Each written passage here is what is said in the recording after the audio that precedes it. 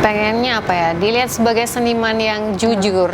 Maksudnya jujur dalam berekspresi, jadi tidak terlalu berlebihan, tidak mengada-ngada, tidak nyontek atau ngambil dari gayanya orang lain gitu, dari ideasnya orang lain. Jadi kayak emang jujur ekspresi, perasaan dan pemikiran saya sendiri gitu, dan juga menjadi seniman yang mungkin juga berani berekspresi dan juga mungkin bisa kena gitu atau dekat dengan yang menikmati dan yang melihatnya gitu. Jadi setidaknya memberikan impact gitu, bisa memberikan impact dan berguna juga gitu buat yang melihat atau menikmati. Ya, mungkin jadinya pada saat itu mungkin belum langsung mulai berkarya saat itu, tapi kayak ketika ngedengerin atau ngelihat karya yang bagus kayak nanti gitu.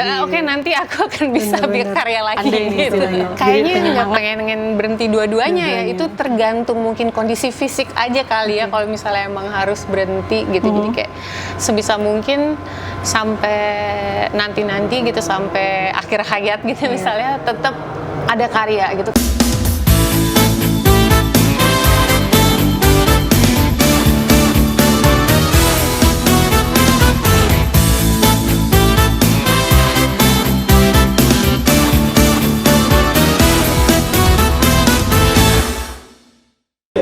Selamat datang di Lengkung Seni, ruang di mana perjalanan para perupa, pemikir, dan penjaga kebudayaan kita diarsipkan sebagai bagian dari memori kolektif seni Indonesia.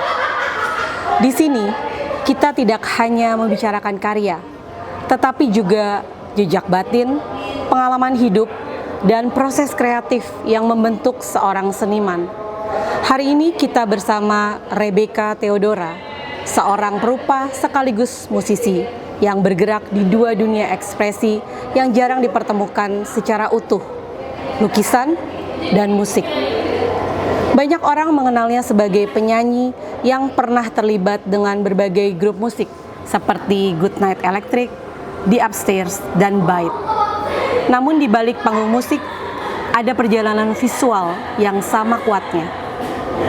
Kali ini Lengkung Seni tidak hanya ingin mengeksplor karya Rebecca, tetapi juga tentang arsip batin seorang seniman.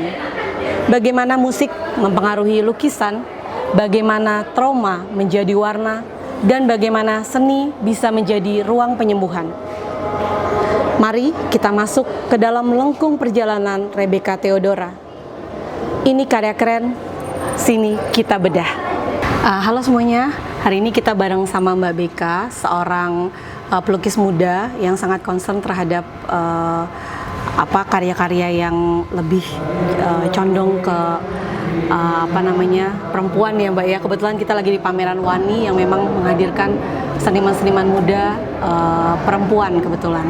Nah, Mbak Becca boleh diceritain gak sih, Mbak Becca ini kan latar belakangnya itu awalnya bermusik ya Mbak ya, kemudian melukis. Sebenarnya duluan musik apa duluan lukis nih? Dan apakah itu hobi yang sekarang mau diteruskannya yang lebih difokuskan lebih ke musik atau ke duluan musik apa seni rupa? Sebenarnya mungkin kalau dilihatnya dari background masa kecil gitu ya, mungkin musik dulu ya, karena mungkin kalau dari kemampuan kayaknya kalau dari anak-anak tuh lebih mudah bernyanyi dan bermusik dulu gitu. Jadi dari pertama, tapi emang kayak hampir berbarengan dari kecil tuh juga emang suka musik, suka nyanyi dan juga suka gambar gitu. Tapi kalau misalnya mau dibilang selanjutnya musik dulu apa gambar dulu, itu juga seiring berjalannya waktu sih. Jadi dari SMA juga kayak gitu, tetap gambar, gambar, tetap melukis sama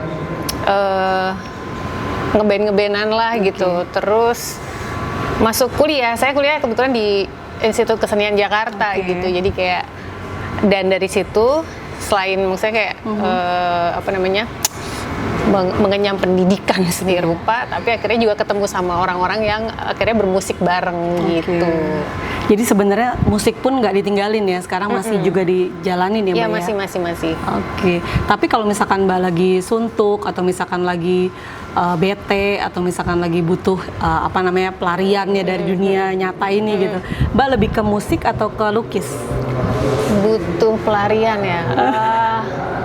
Kayaknya sebenarnya kalau misalnya untuk enjoying aja, lebih cepat ke musik sih. Jadi kayak untuk ngedengerin ya dibanding untuk berkreasinya ya. Jadi kalau untuk ngedengerin pelariannya langsung kayak ke musik. Tapi kalau untuk berkarya gambar justru gitu. Karena untuk menciptakan atau misalnya composing musik juga itu menurut aku juga kayak perlu momen-momen tertentu lah gitu yang jadi artinya lebih banyak menumpahkan sisi emosinya tuh ke gambar justru. Ya karena kayaknya lebih nggak tahu ya buat aku, karena sebenarnya kemampuan aku bermain musik tuh juga minim.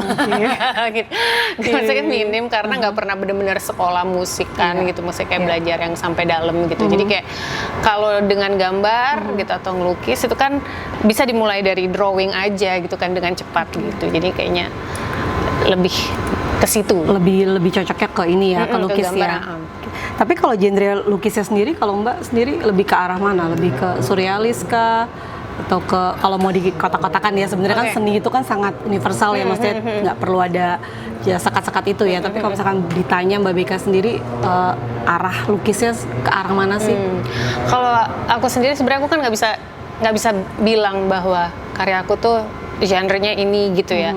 Mungkin itu yang akan lebih menilai itu orang lain gitu, atau misalnya mungkin kurator atau kritikus seni gitu. Tapi memang banyak terpengaruh dari seniman-seniman surrealis gitu, dan sampai sekarang juga aku suka banget gitu ngeliatin kayak misalnya karya-karya yang hyper surrealis kayak gitu-gitu dari dulu. Boleh di ini nggak, siapa sebutin nama seniman yang mungkin membawa inspirasi lah buat Mbak untuk ke arah sana gitu? Kalau seniman kah atau musisi? Iya, senimannya itu adalah ya semua orang pasti udah tahu lah, Salvador Dali gitu.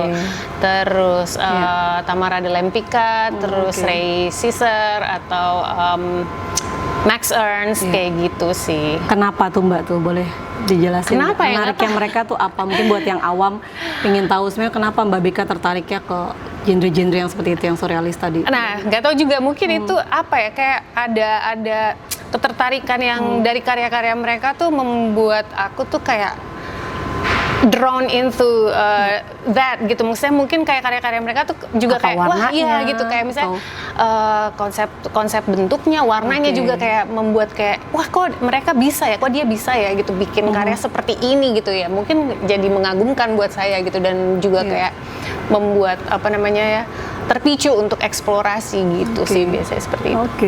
Jadi lebih dibilang seniman luar ya, lebih banyak menginspirasi Mbak ya ketimbang seniman yang dari seniman sini lokal sendiri ada nggak? Ada juga sih, kayak misalnya salah satu yang ikut pameran di sini juga Marida Nasution. Itu kebetulan juga dia alumni IKJ dan fokus mayornya sama dengan saya gitu, seni cetak gitu. Jadi salah satunya dia gitu, atau salah satu yang ikut pameran juga di sini yang lagi keinget aja saat ini ya, itu Alodia Yap gitu, yang masuk ya, yang dari Salatiga itu.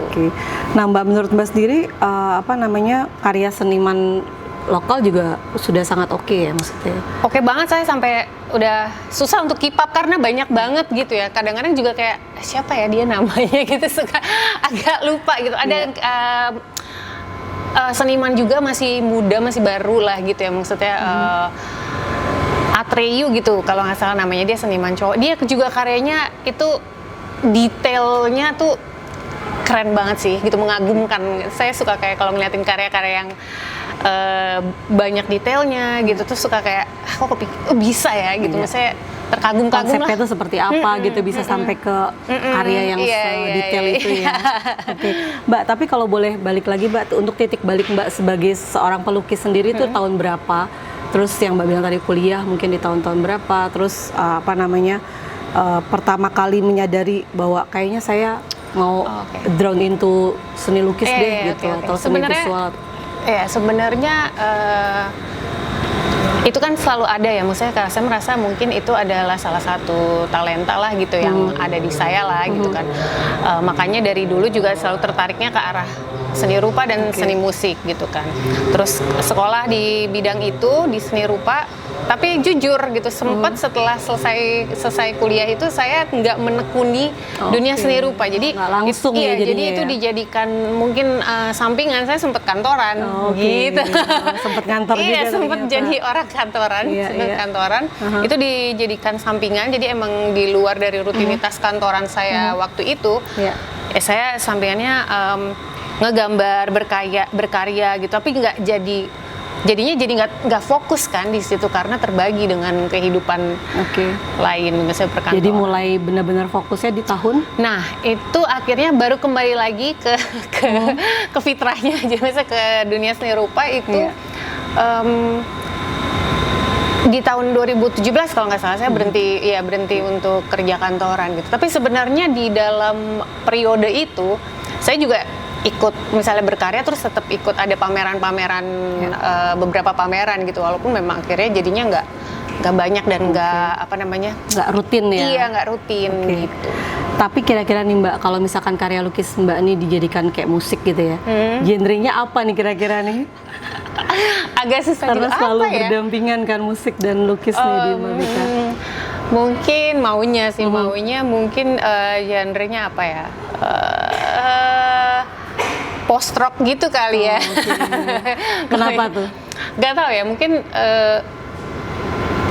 mungkin tidak semudah itu dicerna juga gitu, seperti lukisan realis gitu kan. Jadi mungkin orang juga perlu melihat lebih lama atau melihat lebih dalam dan mencerna lebih lama dengan karya-karya aku gitu ya. Jadi dan kayaknya mungkin kadang-kadang bentuk visual atau temanya tuh agak tidak ceria gitu, walaupun warna-warna yang digunakan banyak yang ceria juga gitu. Itu sebenarnya aku kumpulin dari opini-opini orang yang melihat karya aku, karena aku sendiri sebenarnya nggak sadar karya aku tuh kayak apa seperti sih apa gitu. Ya? Jadi menurut penilaian orang gitu. Ada yang bilang misalnya karyanya dark gitu kan, gitu.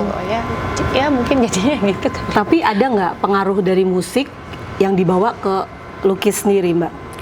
Cara komposisi warna atau komposisi visualnya atau detailnya mungkin ada yang terpengaruh sama genre musik yang Mbak sekarang tekuni atau yang kemarin-kemarin Mbak tekuni? Jujur kayaknya nggak ada. Jadi kalau buat aku itu kayak dua hal terpisah gitu. Tapi kalau misalnya aku lagi berkarya, aku dengerin musik gitu. Tapi kayak kalau dari musik terus jadi dituangin ke karya, atau misalnya karya lagu aku dituangin ke karya seni lukis seni rupa, so far kayaknya belum ada. Cuman baru karya yang sekarang dipamerin di Wani ini. Nah itu kan audiovisual. Nah itu audionya itu musik. Itu lagu aku sendiri, jadi aku nyanyiin, cuman aku gabungin sama suasana kehidupan kota sehari-hari gitu, aku gabungin terus itu didistort gitu.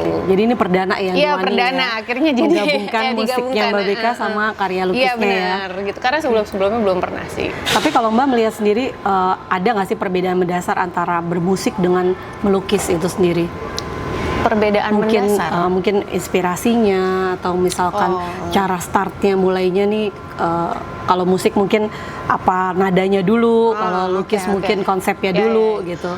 Kalau menurut aku perbedaannya itu adalah eksekusinya udah jelas pasti beda gitu, tapi persamaannya kalau buat aku itu selalu mulai dari ideas gitu. Jadi dari ide besarnya. Iya, dari ideas, dari apa yang dipikirin, dari apa yang dirasain gitu, selalu kayak gitu. Jadi nanti ujung-ujungnya mau diterapin ke gambar atau mau diterapin ke lagu gitu, tapi selalu dari pemikiran gitu, misalnya dari pengamatan kayak gitu.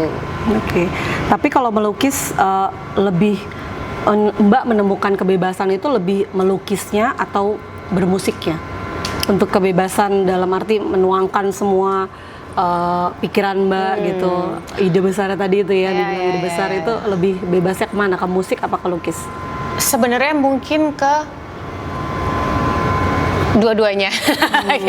Sebenarnya mungkin kedua-duanya. Cuman selama ini kayaknya akan lebih bisa mengekspresikan segala macam itu di gambar ya, di lukis ya gitu, di seni rupa. Tadi seperti gitu. yang Mbak bilang ya, emosionalnya lebih dapat ya. Karena menurut saya, so far saya belum pernah bikin musik yang tanpa lirik gitu. Jadi semuanya itu adalah musik and lirik, lagu gitu ya.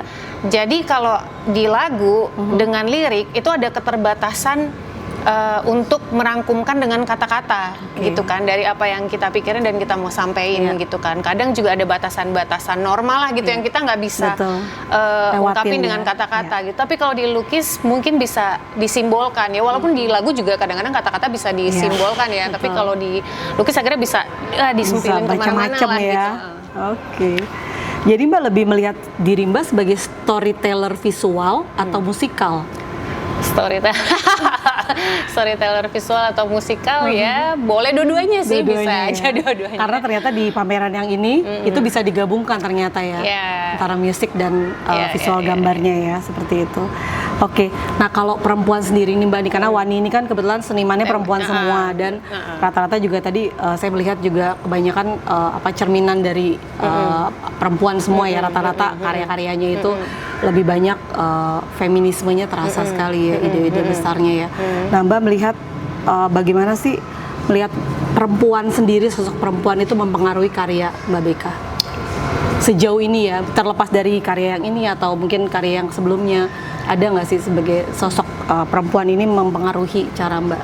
Banyak banget sih, sangat besar sih dalam apa namanya, pengaplikasian karya-karya saya ya, karena mungkin itu yang dekat dengan saya sebagai perempuan gitu kan. Betul. Jadi pola pikir saya sebagai perempuan gitu, maksudnya observasi saya sebagai perempuan, apa yang saya rasain sebagai perempuan, misalnya ada injustice kah gitu, atau ada ketimpangan kah gitu.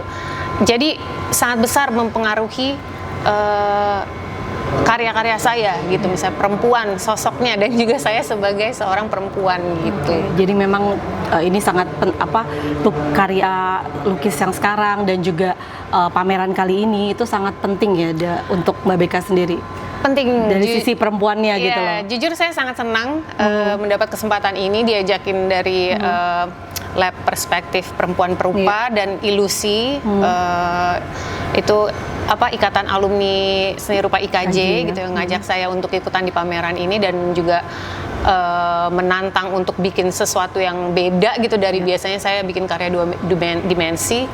Jadi saya jujur sangat senang dan cukup bangga lah gitu ikut pameran Wani ini.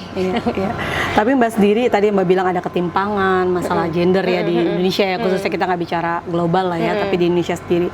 Tapi kalau Mbak sendiri sebagai pemusik sekaligus juga pelukis, itu Mbak merasakan nggak adanya bias gender itu dari lingkungan baik bermusik maupun lingkungan seni seperti itu?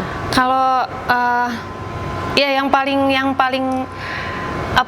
paling kerasa itu ya ini aja yang kayak tema yang akhirnya saya hadirkan untuk karya di pameran Wani ini gitu kan. Itu sebenarnya memang kejadian yang terjadi gitu, karena karya saya itu banyak menggambarkan image perempuan-perempuan telanjang gitu, karena emang saya tuh masih banyak lah seniman juga yang menyukai bentuk tubuh perempuan, tapi dengan dalam arti kata mengagumi keindahannya, mengagumi kecantikannya, mengagumi kekuatan dan kemegahannya gitu buat saya. Tetapi sering menemukan boundaries atau benturan dari situasi-situasi tertentu, sampai kayak beberapa karya yang menampilkan perempuan telanjang itu nggak bisa dipamerkan di tempat-tempat tertentu karena dianggapnya menjadi porno, gitu. Makanya untuk karya yang ini kan judulnya itu adalah gambar anatomi untuk kalangan tertentu, which is jadi alat bagian-bagian vital perempuan itu akhirnya harus ditutupi gitu, karena saya juga jadinya kayak akhirnya tubuh perempuan itu harus ditutupi untuk sampai kepada ruang pamer tertentu atau untuk sampai kepada publik tertentu gitu kan, yang dianggap layak dan kayak oke nih gitu, boleh nih gitu kan dipamerin gitu kan. Berarti itu jelas ya, maksudnya memang masih ada ya dari sisi bias gender tadi ya. Nah kalau yang kali ini Mbak berarti lebih ke kritik sosial atau refleksi personal untuk karya visual yang sekarang? Dua-duanya mungkin ya, mungkin karena pengalaman pribadi juga, tapi juga kritik sosial, karena menurut saya sebenarnya kenapa gitu kan, tubuh manusia itu baik perempuan ataupun laki-laki sebenarnya kan itu naturalnya kita gitu kan, tapi ada pola-pola pikir atau sudut pandang tertentu yang tidak bisa menerima itu gitu, maksudnya kayak jadi akhirnya itu sudah dipengaruhi berbagai hal lah ya, background berbagai hal daripada kalangan masyarakat itu gitu kan. Jadi untuk sulit menerima bentuk tubuh manusia yang seutuhnya yang natural, yang adalah telanjang gitu, malah jadi ditabukan gitu. Jadi sebenarnya itu antara pengalaman pribadi atau juga kritik sosial gitu, yang pengennya sih bisa lebih terbuka gitu, ya maksudnya kayak orang-orang untuk berpikirnya gitu kan. Berarti Mbak melihat seni pun belum menjadi ruang yang aman ya Mbak ya untuk menyuarakan perempuan. Ya. Bisa dikatakan begitu ya. Bisa mungkin dikatakan begitu. Nanti kalau podcast ini keluar kan bisa menjadi satu ini ya, masukan atau kritik sosial yang membangun juga ya, bahwa sebenarnya seni itu harusnya tidak menjadi mengkotak-kotakan karya begitu, Mbak ya. Iya, bisa. Menurut aku ya seperti itu. Karena kadang juga di kalangan seni sendiri gitu, dengan tema kita berulang kali mengangkat tentang tema perempuan bla bla bla gitu kan, ada juga orang yang menjadinya sinis gitu, kayak tema ini lagi ya, tapi ternyata di dalam ruang hidup itu kita juga masih masih terjadi, ya, masih itu kayak masih ada, ya. Belum sebebas itu, belum untuk berekspresi gitu kan. Betul. Nah, sekarang Mbak, dari 2017 ya sampai sekarang, ada nggak karya Mbak yang belum dipamerkan atau belum selesai bahkan, dan kenapa? Yang belum dipamerin banyak banget. Okay. Banyak banget. Kalau yang belum selesai sih nggak ada, semuanya kayak lagi udah selesai gitu. Jadi lagi belum, karena setelah yang ini belum bikin karya baru sih gitu. Biasanya Mbak kalau bikin karya tuh berapa lama sih biasanya? Maksudnya prosesnya seperti apa? Mungkin bisa diceritakan. Ada fase jenuhnya, mungkin ada fase berhentinya. Biasanya tuh berapa lama? Kalau misalnya berapa lamanya itu pasti tergantung dari teknis dan media lah ya, dan kayak seberapa besar gitu kan, atau yang paling besar karya Mbak berapa besar? Untuk lukisan, untuk lukisan tuh kayaknya so far paling besar itu seberapa ya? Di 180 kali 120 aja sih, baru sebesar itu aja. Dan itu mungkin yang agak lama ya prosesnya biasanya, semakin besar semakin lama, atau semakin rumit semakin lama? Iya, semakin rumit semakin lama pasti. Kalau besar belum tentu lama. Jadi tidak terlihat dari ukuran ya, tapi lebih kepada ide, terus detailnya, teknisnya, seperti itu. Biasanya berapa lama jadi Mbak? Yang paling lama lah. Yang paling lama ya? Ya mungkin sebulanan kali ya. Sebulan, oke. Tapi kalau untuk berkarya itu saya nggak pernah di tengah-tengah terus tiba-tiba berhenti dan jenuh, itu syukurnya belum pernah gitu, karena terus ngerjain ya. Paling kalau misalnya istirahat 1 hari gitu kan, berhenti 1-2 hari, abis itu lanjutin lagi sampai selesai. Jadi emang belum pernah ketemu blok gitu kan, art block gitu namanya disebutnya. Mungkin memang lagi enjoy banget kali ya istilahnya, lagi mungkin menikmati. Tapi kayaknya dari dulu polanya sih masih seperti itu ya, kecuali kalau dalam bermusik. Saya pernah kayaknya mungkin lagi depresi kali ya. Jadi kayak itu pernah juga. Iya, itu dua-duanya saya nggak bisa berkarya, maupun bikin musik maupun berkarya seni rupa, nggak bisa gambar. Udah gitu kayak nggak pengen ngapa-ngapain gitu mungkin. Jadi pernah di fase itu ya. Iya, pernah. Tapi Mbak lebih kalau ditanya ya, karya Mbak ini lebih ke meditasi apa lebih ke eksperimental? Meditatif atau eksperimental ya? Karya Mbak yang selama ini Mbak buat? Buat sayanya mungkin bisa dua-duanya juga, bisa menjadi meditatif gitu, karena menyampaikan apa yang dirasakan dan dipikirkan melalui karya gitu, melalui karya lukis, melalui karya gambar gitu kan. Jadi ketika saat itu ngerjain kan kayak udah gitu, kayak fokus di situ gitu kan. Ada proses healingnya juga di situ. Tapi kalau eksperimental bisa juga itu dengan teknis-teknis dan medianya ya gitu. Jadi bisa dikembangin dan dieksplor apapun juga gitu. Yang belum pernah saya bikin sih untuk beneran jadi karya itu adalah patung sih. Mungkin nextnya pengen gitu, kayak pengen bikin. Biasanya seniman tuh pasti kalau udah kelukis larinya ke instalasi patung. Kalau patung belum pernah. Dulu waktu belajar gitu, waktu sekolah sih pernah ya ada gitu. Tapi kayak ya itu kan dalam proses studi ya gitu. Nah tadi Mbak bilang kan Mbak selama ini tidak pernah ada blok ya ketika menggambar atau melukis ya, itu tidak sejauh ini mengalir aja begitu ya. Iya, pas di tengah-tengah prosesnya gitu. Tapi Mbak tahu karya itu selesai itu di mana, di titik mana Mbak merasa bahwa ini karya ini udah selesai nih gitu? Biasanya tuh gimana? Kayak orang lari kan ada start ada finish gitu ya. Kalau Mbak sendiri sebagai seniman? Kalau buat saya harus merasa itu cukupkan aja sih gitu. Karena kalau nggak akan selesai sebenarnya bisa. Tapi kadang misalnya at that moment saya merasa kayak oke, udah cukup selesai gitu kan. Nggak tahu tiba-tiba mungkin setahun 2 tahun lagi gitu, atau 3 tahun lagi, 5 tahun lagi kayak ngeliat karya itu pengen ini lagi deh, direspon lagi. Itu bisa aja, tapi kan akhirnya dia menjadi sebuah karya yang baru gitu, karena itu pasti udah ada proses waktunya juga gitu. Jadi so far ini ya, jadi kayak itu kayak perlu intuisi lah untuk mengatakan itu udah selesai kayaknya gitu itu apa ya namanya, self control kali ya. Karena kalau enggak stop gitu nih saatnya karena berhenti kalau enggak gitu. terus nanti cuma satu doang nggak selesai. Betul. Oke. Nah, ada nggak sih momen tertentu yang menurut Mbak, baik musik maupun lukis itu menjadi apa ya istilahnya penyelamat dalam hidup Mbak? Misalkan lagi depresinya, atau misalkan lagi suntuk-suntuknya, atau lagi udah, tapi tiba-tiba nih ada ide ini, jadi pikiran yang depresi tadi itu lari ke yang positif gitu. Kalau misalnya untuk hal itu kayaknya aku ya itu lebih jadi ketika lagi moodnya gitu, atau kayak lagi perasaannya adalah apa namanya tidak baik gitu, misalnya kayak lagi down atau depresif gitu. Waktu itu memang benar-benar nggak bisa membuat karya apapun kan. Jadi akhirnya menjadi penikmat aja gitu. Jadi yang pertama-tama ya di musik sih gitu. Jadi kayak ngedengerin musik-musik yang uplifting gitu. Itu lumayan bisa jadi semangat bener gitu.